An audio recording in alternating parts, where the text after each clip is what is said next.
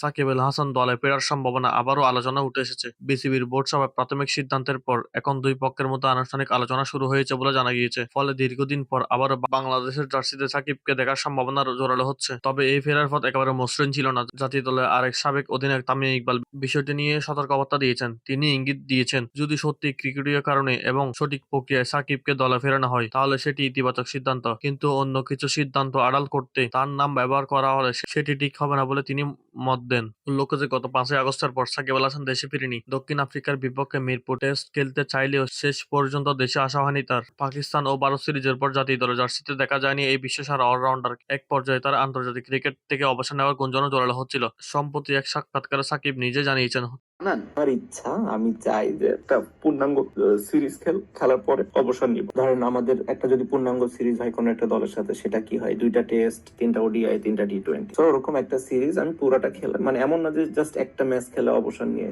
করে ফেললাম। জাস্ট পূর্ণাঙ্গ একটা সিরিজ খেলে পুরোটা অবসর নিলাম 3টা ফরম্যাট থেকে সুন্দর করে। এদিকে ক্রিকেট অঙ্গনের একটি অংশ মনে করেছে সাম্প্রতিক টি-20 বিশ্বকাপের ইস্যু থেকে দৃষ্টি সরাতে সাকিব আল হাসানের এই আলোচনা সামনে আনা হয়েছে। যদিও এই বিষয়ে আনুষ্ঠানিকভাবে কেউ কিছু বলেনি, তবুও বিষয়টি নিয়ে আলোচনা চলছে ক্রিকেট মহলে। সব মিলিয়ে এখন প্রশ্ন একটাই, সাকিব আল হাসান কি সত্যি শেষবারের মতো দেশে ফিরবেন এবং জাতীয় দলের হয়ে মাঠ মাতাবেন?